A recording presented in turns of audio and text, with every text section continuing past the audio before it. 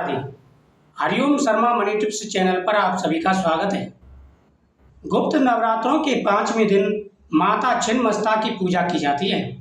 माता छिन्नमस्ता की पूजा करने से हमारे सभी कार्यों में सफलता प्राप्त होती है।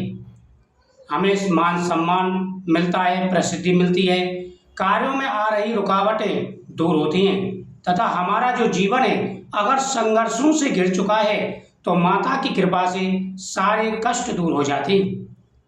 गुप्त नवरात्रि में 10 माँ विद्या स्वरूपों की आराधना की जाती है। 5वां जो नवरात्रा होता है वह छिन्नमस्ता माता का होता है। सबसे पहले तो माता को प्रणाम करें, माता के सामने पुष्प समर्पित करें, माता के सामने नैवेद्य समर्पित करें, दीपक जला करके और माता के सामने कथा का श्रवण करें। गुप्त नवरात्रि का 5वां दिन, यह दिन भगवती माता छिन्नमस्तिका का है। कहते हैं कि यह माना जाता है कि देवी छिन्नमस्ता की पूजा करने से मनुष्य को समाज में मान सम्मान और प्रतिष्ठा की प्राप्ति होती है, साथ ही जीवन में सुख और समृद्धि का वास होता है। गुप्त नवरात्रों के प्रतिदिन का एक एक दिन का बड़ा महत्व होता है।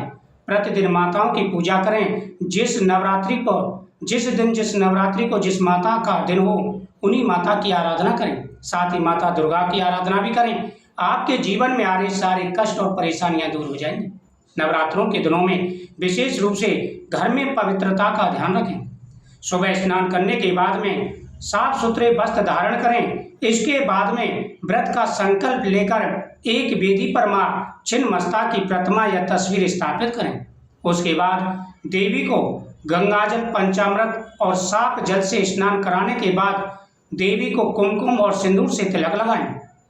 मां छिन्नमस्ता को गुड़ैल के फूल बेहद ही प्रिय हैं।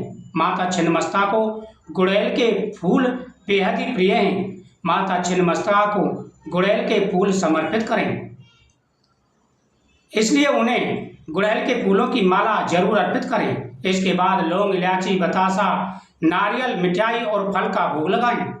पूजा का समापन आरती से करें। देवी के वैदिक मंत्रों का जाप और ध्यान करें।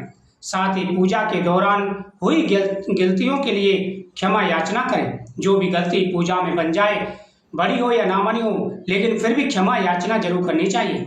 मंत्रहीनम क्रियाहीनम भक्तिहीनम सुरेश्वरी यद पूजितम मया देवम परपूर्णम परमेश्वरी।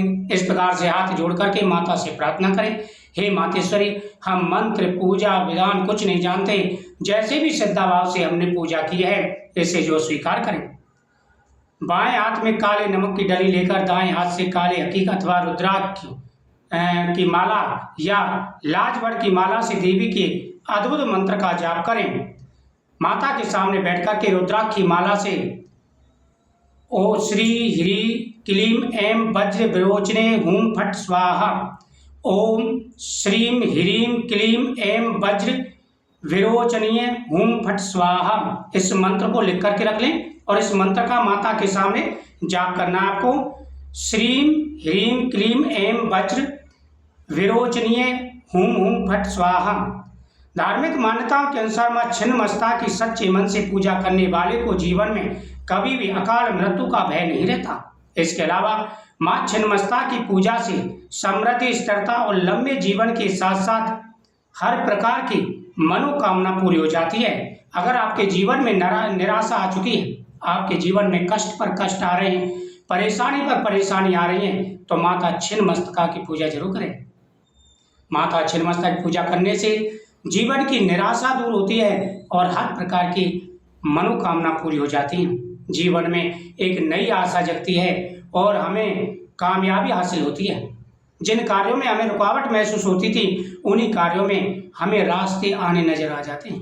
तो बहुत ही महत्व होता है गुप्त नवरात्रों में एक एक दिन का। माता के सभी स्वरूपों की आराधना करें।